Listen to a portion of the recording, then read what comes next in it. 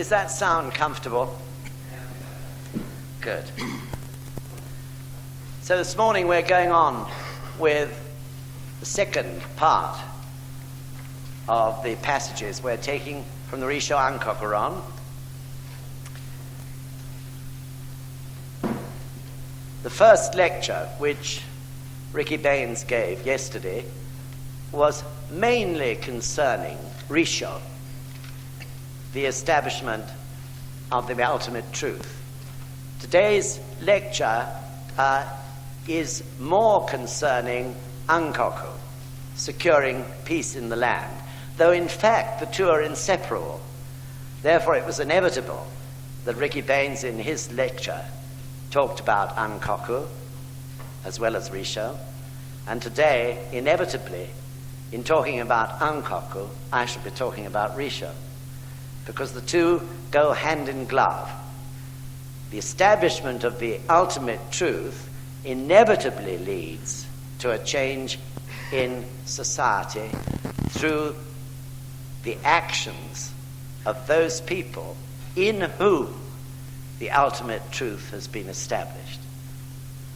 So, by the end of this lecture, I do hope that the entire principle of RISSHO ANKOKU is really embedded in all of our hearts. So first of all, I'll ask Bill Jarvis to read the passages that we've selected for this particular lecture. Bill, if you don't know already, is Area Chief of East Anglia. Okay, Bill? Thank you very much. The host exclaimed with delight. As the proverb says, the dove has changed into a hawk, the sparrow into... And the same fate will befall the ruler's consort, his heir, the high ministers of the state, the lords of cities, the village heads and generals, the magistrates of districts, and the government officials. Thank you very much. So, as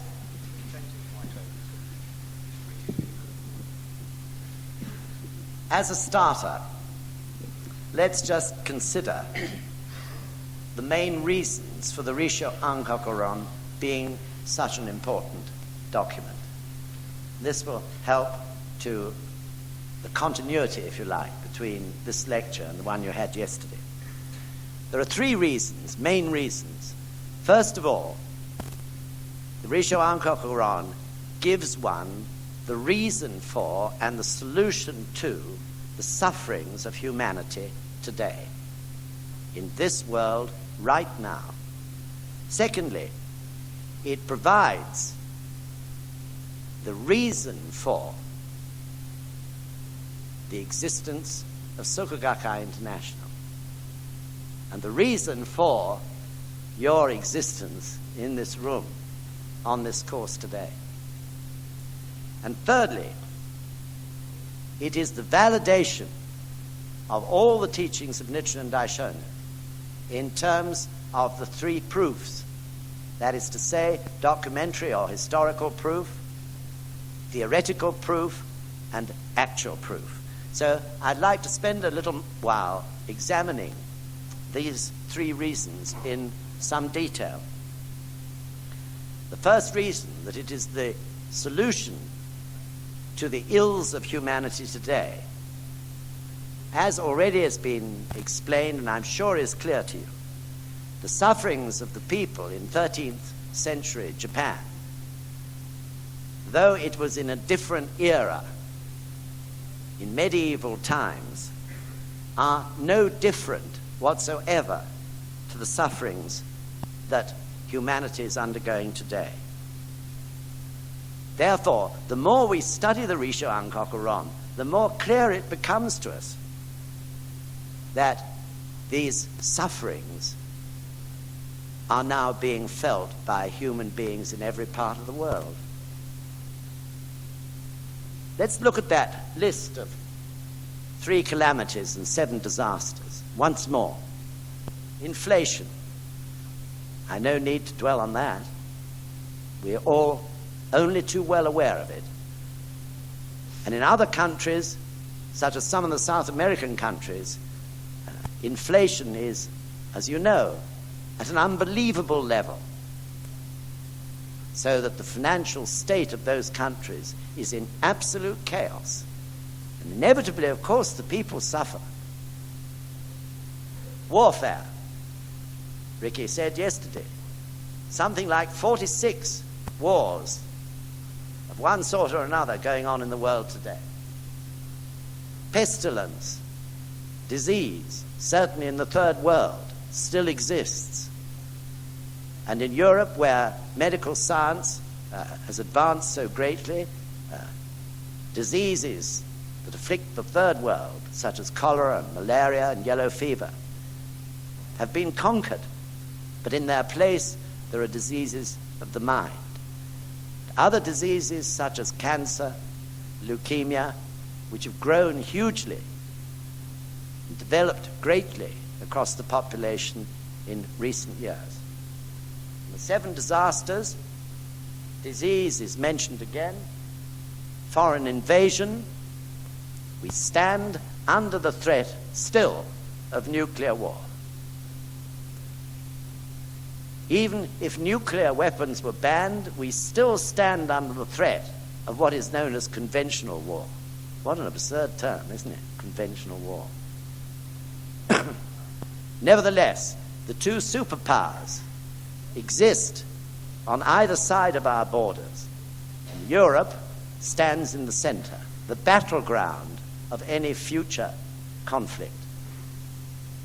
Internal strife we've seen in our own country in recent years, as early as, or as recently as last year. The miners' strike was nothing else but internal strife. So this is a disturbing sign, the beginning, or it could be the beginning, of much greater strife. Extraordinary changes in the heavens. In one of my public lectures, I mentioned the point, I think Ricky mentioned it yesterday, about the use of aerosols. Scientists say this is destroying the ozone belt that protects this Earth, this planet. This is an extraordinary change in the heavens. And there may be other effects on the atmosphere that surrounds us, which none of us really understand, through pollution and so on.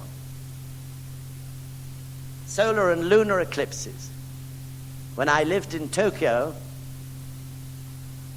1968, 9, till 1974, you never saw the moon at night, and you never saw the stars during a great deal of the year. This was because of the filth and pollution in the air. The sun and the moon eclipsed. Children were ordered by radio not to go to school because the air was so polluted that they would have become sick walking from their homes to school and back during the day. No sun that was clear in the sky, and no moon at night. Unseasonable storms. We have plenty of evidence of that around the world. And also unseasonable droughts. The terrible disasters in Africa.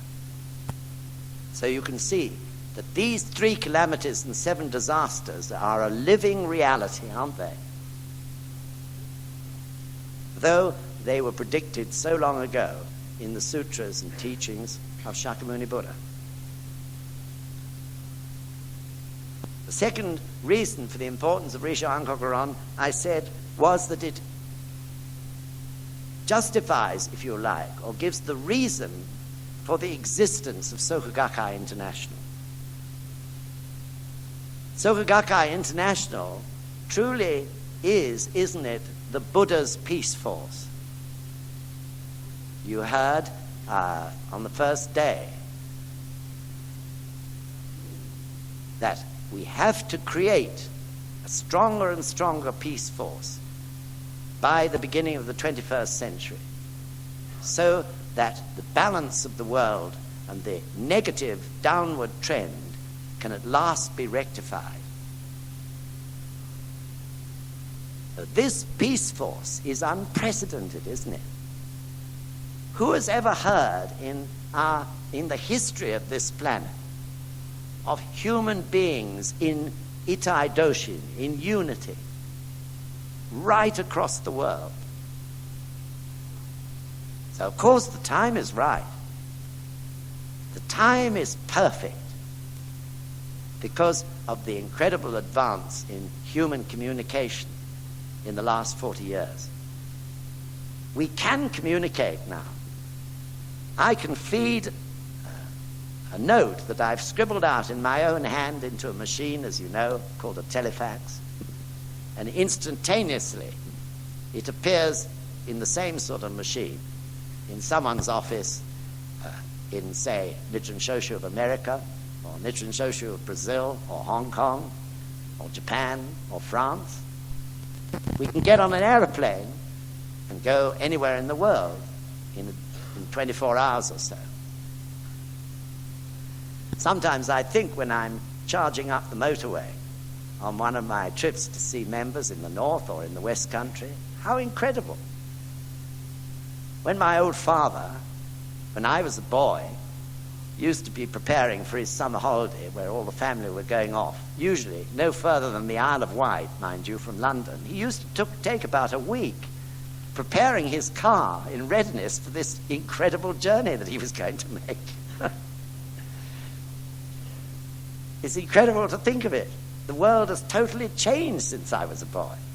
It's unrecognizable in respect especially of communications, especially of the fact that the world is so small now. So truly the time, the circumstances are right for Kosen Rufu and for the existence of SGI. SGI could not have functioned 40 years or 50 years or 60 years ago. So what does it consist of? It's a movement, isn't it, at the grassroots of ordinary human beings like us, all over the world, in so many different countries, setting about to transform their own lives, to rid their own lives of those influences which are the cause of violence, war, the three poisons of anger, greed, and stupidity and ignorance. But this is what each person in this incredible organization is doing. That's where it all starts, doesn't it? With the establishment of the ultimate truth in one's own life. And then, because of a growing awareness, because the fog's been cleared from our minds through this incredible practice, we see so clearly the causes of the ills of humanity.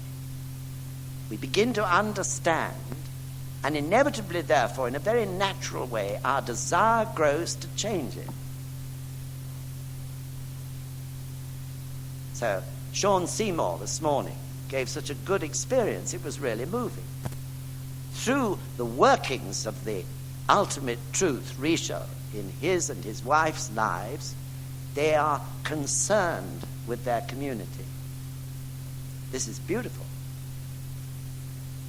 I hope that those members or groups of members who live, for example, in the area of Notting Hill, will be chanting this weekend that the Notting Hill Carnival, which in the past has been the scene of racial strife, proceeds without any bad incidents, and that everyone taking part in it enjoy themselves and are happy.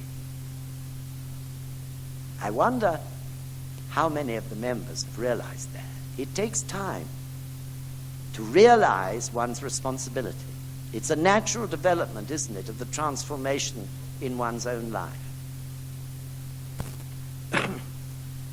So the weapon, of course, of these bodhisattvas of the earth who form this organization called Soka Gakkai International, or NSUK, is Daimoku. We have very little understanding of the incredible power of Daimoku, though Nichiren Daishonin, of course, explained it in many gosho. We know, theoretically, the power of Daimoku is limitless, but our minds narrow that power down through what we call a hongamyo attitude.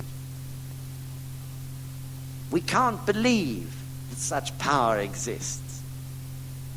So our minds say, I'd like to achieve this, but this is what I would really wish to do in my life, yet, and so on. However, through regular, continuous practice and through the process of the human revolution in our lives, gradually our minds are opening to the incredible power of Daimoku. Gradually our ichinen is expanding. Maybe when we first practice, our ichinen, is like a little narrow passage. We're chanting for some narrow little thing in our own life. It's okay.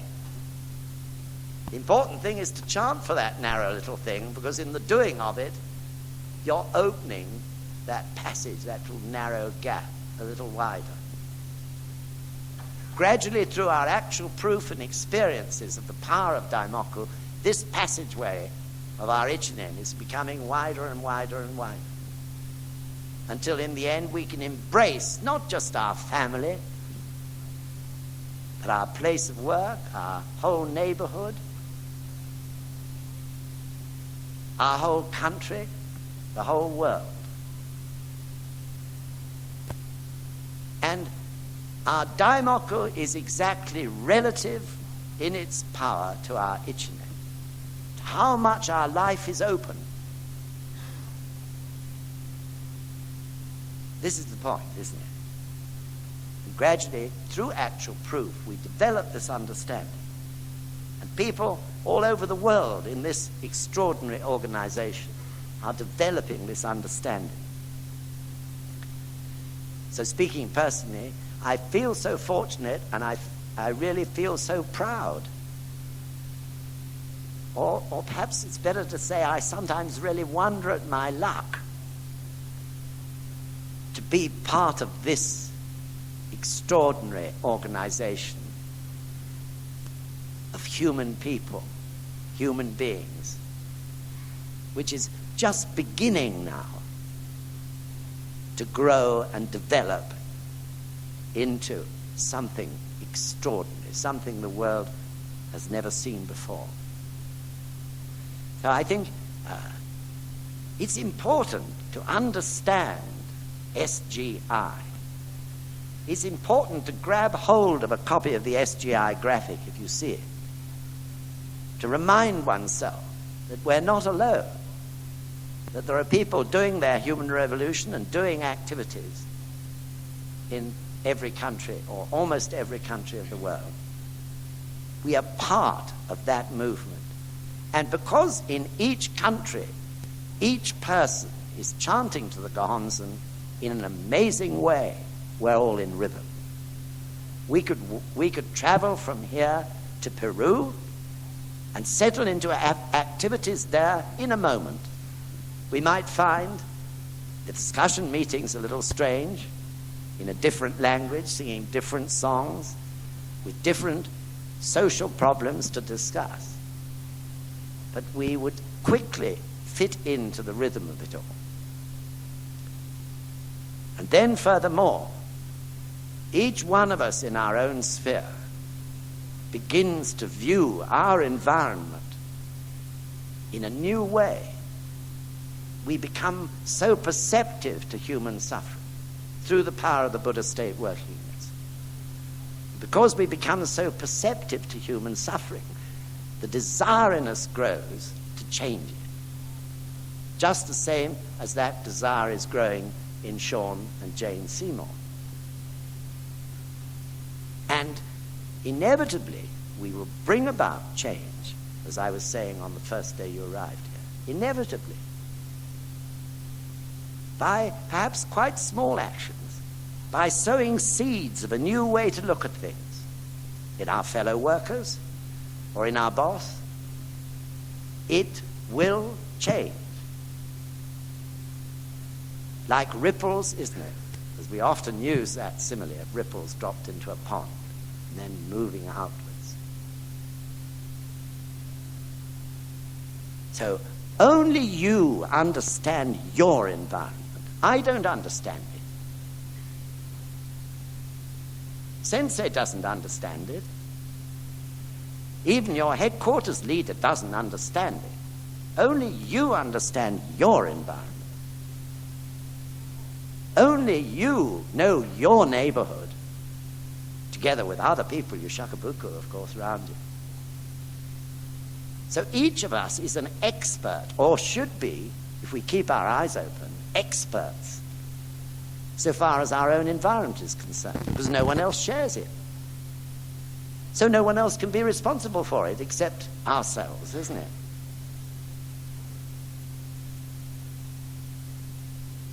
Or likewise, if you're a group leader or a district leader, only you really know your group and district.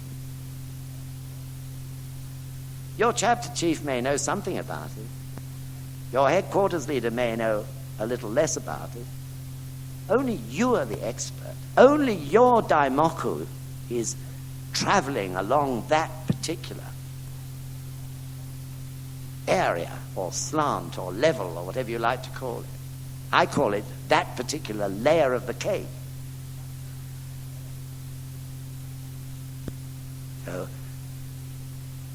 each level, each layer of the cake is supremely important. Your neighborhood, your community, your group of members, your district, your chapter. Supremely important.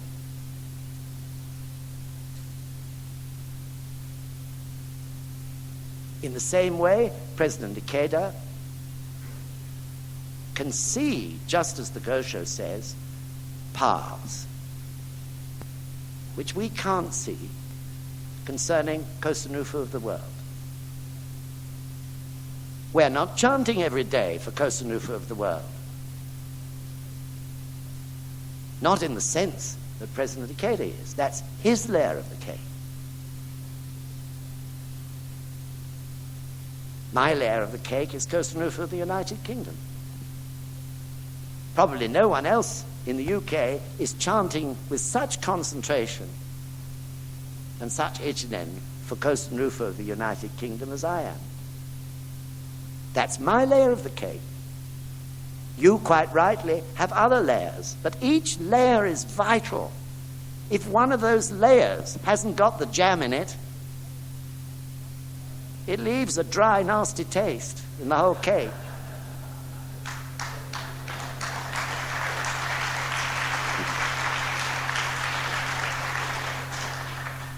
So you can clearly understand from this very simple thing, really, concept, the master-disciple relationship in Nichiren Choshu Buddhism. There is no other master-disciple relationship that I know of in any other religion which is anything like it.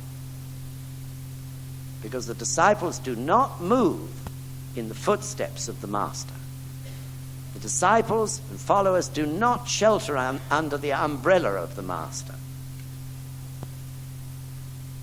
The master tries his utmost to give each member, each person, everything he knows about faith and about the application of that faith to his own human revolution, and, if you like, to Ankoku, to securing peace in the world, to Kosanufu. And each person takes it into their life, or this is what they should be doing. They absorb it like a sponge. And then, in their own particular environment, They stand alone, don't they? No sheltering under umbrellas anywhere. There are no umbrellas to shelter up. You're really out in the cold, under the rain.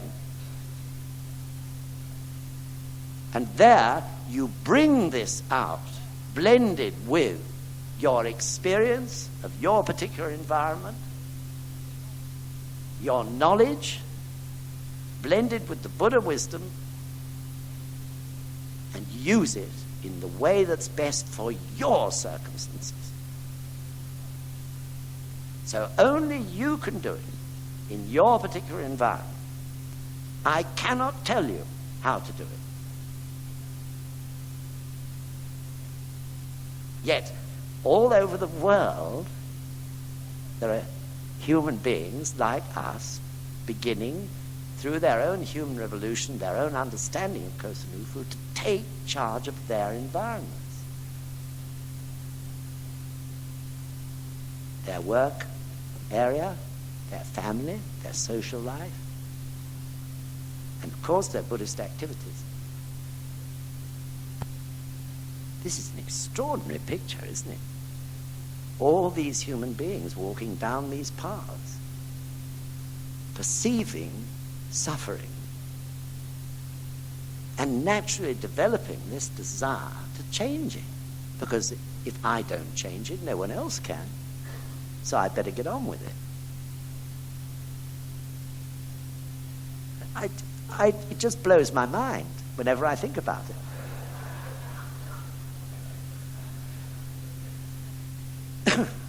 And of course, through Honmatsu Kyoto,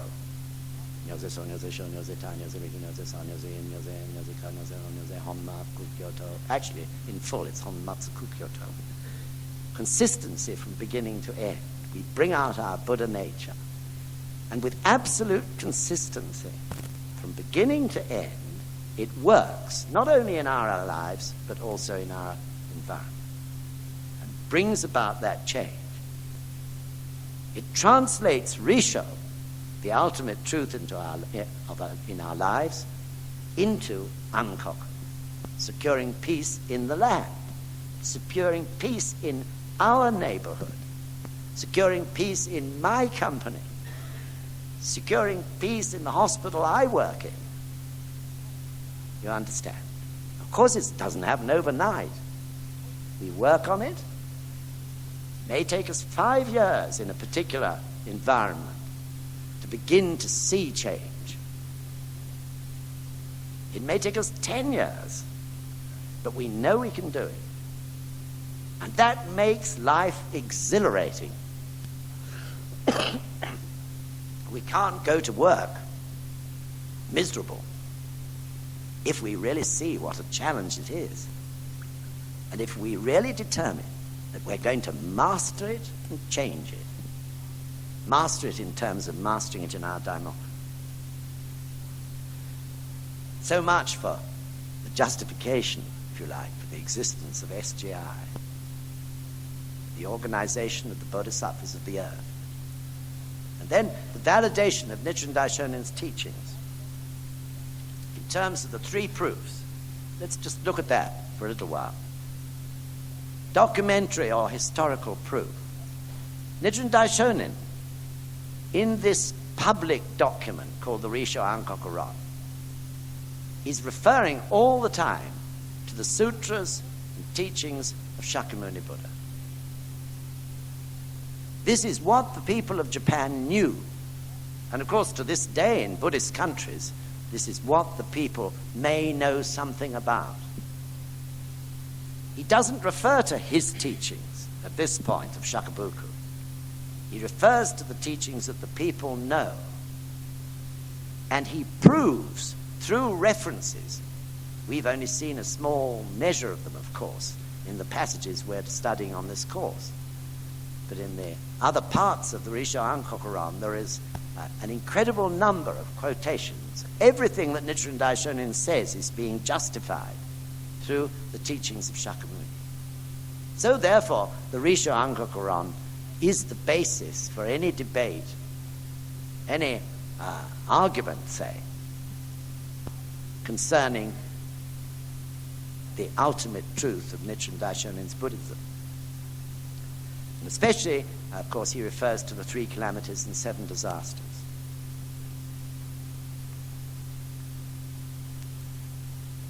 So this is important.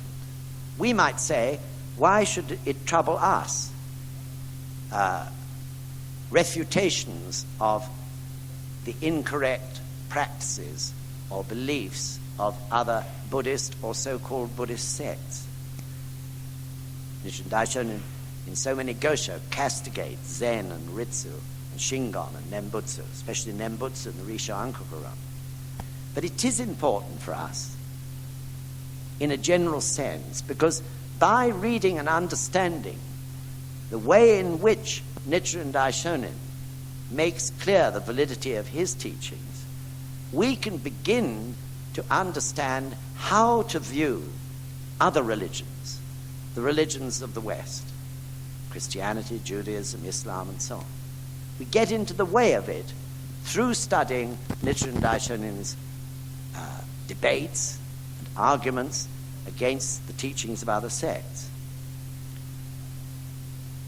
We discover the gaps and weaknesses in other religions and beliefs. So we certainly haven't got time to go into that in detail today. But for example, through opening up our minds to the existence of weaknesses and imperfections in other teachings, this really helps us to understand the sufferings of the people, because so many of those sufferings are due to incorrect or ineffective or weak religious teachings. So you could say that this country is not now Christian. So few people really practice Christianity diligently. Yet all of us, inherent in our lives, is the Christian tradition or the Christian moral code. It's absolutely embedded in us, deep in our lives from our birth onwards. So if you look at Christianity, taking it as an example, this is a religion that in the past ruled through fear. Still to this day, it rules through fear in some of the Catholic countries. The wrath of God, through that, the power of the priest over the people. It's not long ago, though I think it's changed recently, that no one could get a job in Italy without getting a recommendation from the local priest. What a position of power they gave that priest in his village. The cult of Mary, what was the cult of Mary doing? Worshipping this mother figure. A place to put a breast, if you like, to put your head on when you were miserable and bowed down with suffering. But actually, such an object of devotion breeds softness, weakness, apathy. Also, it can breed guilt, because behind Mother Mary are the 10 Commandments. And who can hold to the 10 Commandments? Who can really live them? So it bred this terrible thing called guilt. Therefore, Christianity held sway over the people through fear. Now, Christ himself taught love and goodness. He didn't teach many of the ways of the church.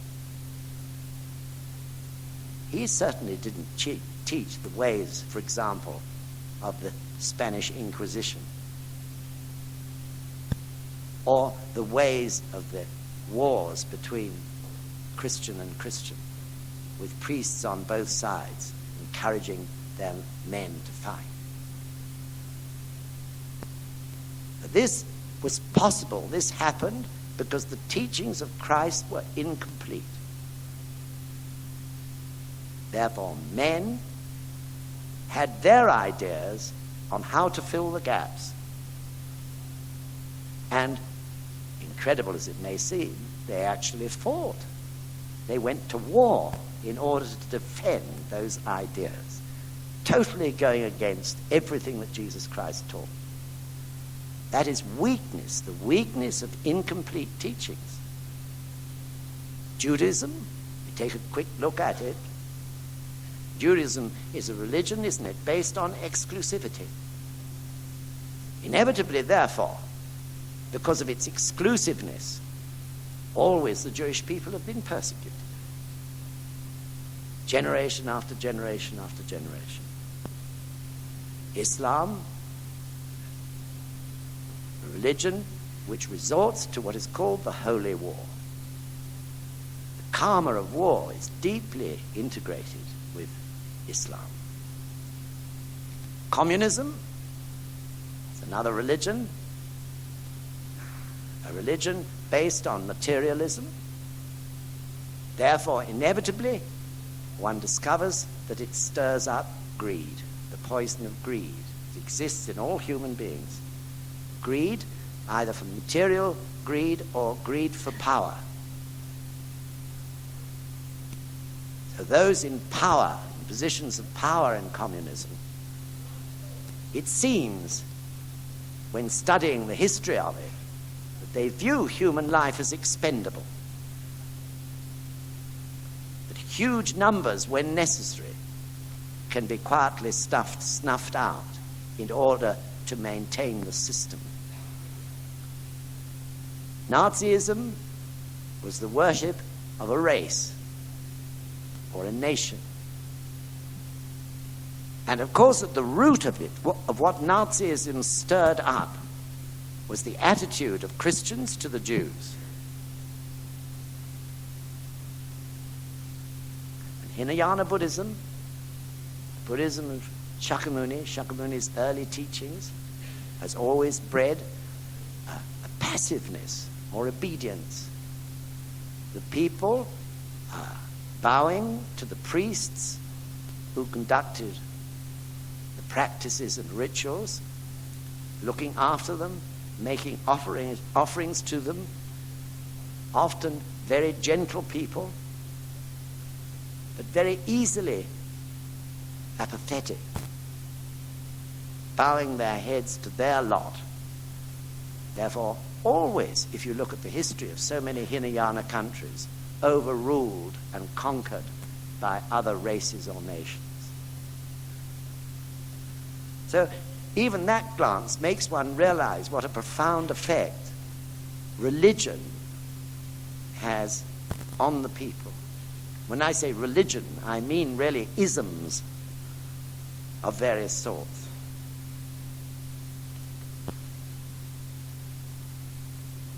We were talking about documentary proof. Theoretical proof, as well, contained in those comments. And what about actual proof? That doesn't take so long, does it, to explain? The actual proof of what happens in our own lives through chanting Nam-myoho Renge-kyo. The actual proof of our own human revolution. And, of course, actual proof on a much wider scale. What actually happened in Japan? Ricky referred to it yesterday in his lecture. Nichiren Daishonin, in one of the gosho, was disturbed. He explains his dilemma. He had predicted that the Mongols would invade Japan, that inevitably foreign invasion was bound to occur unless the people of Japan stopped turning their backs on the ultimate truth. So Nichiren Daishonin says in one gosho, what a dilemma this was for him. He said, if I pray that the Mongol invasion is defeated and never occurs, the people will not then believe in my Buddhism and in my predictions. On the other hand, if it occurs, it'll cause incredible suffering to the Japanese people. So in the event, in the history books of Japan, Nichiren Daishonin is famous because he prayed on behalf of the Japanese people that somehow or other the Mongols would be defeated. But But in his mind was the need also to prove his predictions. And in the event, the Mongols, in the process of landing and actually beginning their advance into the southern island of Kyushu, had their fleet, their boats, ships, destroyed by a typhoon behind them. So many had not yet landed. They were drowned. Those who landed were cut off. And amazingly enough, twice this happened. Twice the Mongols came, and twice storms and typhoons destroyed their fleet.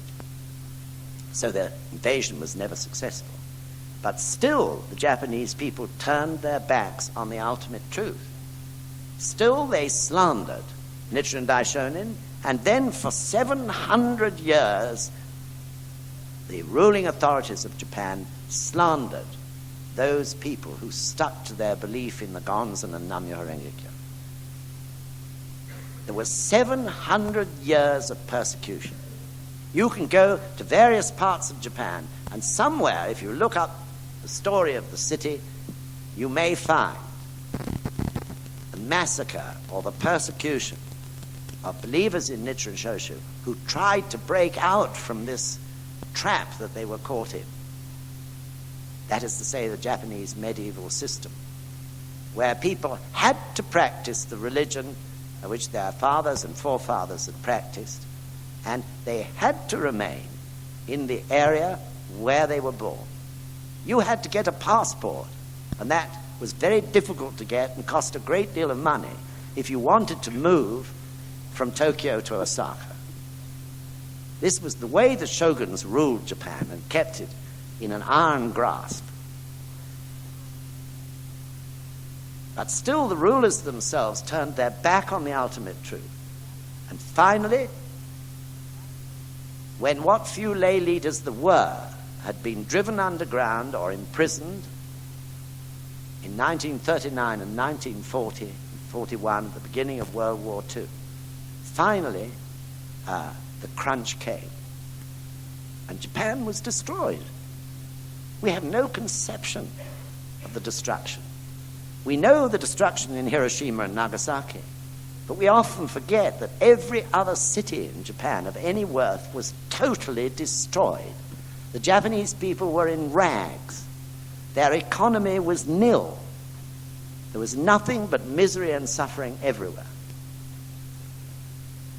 And then, out of that situation, rose the Gohonzon, the ultimate truth, with the appearance of Mr. Toda from prison, fulfilling the prediction of Shakyamuni Buddha so many thousands of years before, that the great pure law would arise out of the confusion and conflict of the age of Mappa.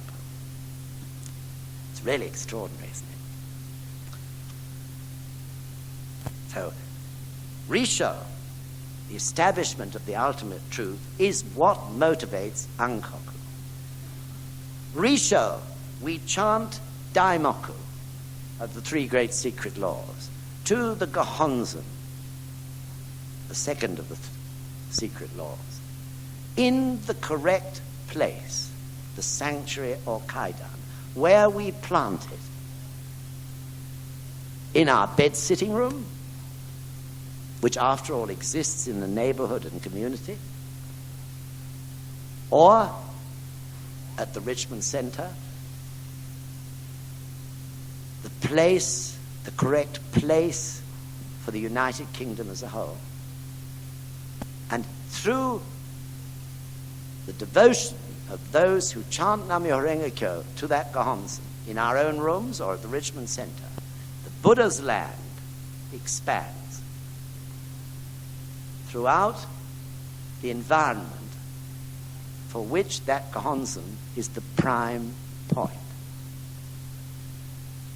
We go and chant to our own Gohonzon and the Buddha's land in a natural way through our desire to teach others expands outwards. We go to Richmond to chant to the Joju Gohonzon, and the Buddha's land, if we come from Birmingham or Glasgow or East Anglia or parts of London, The Buddha's land is spreading then over the whole of the UK.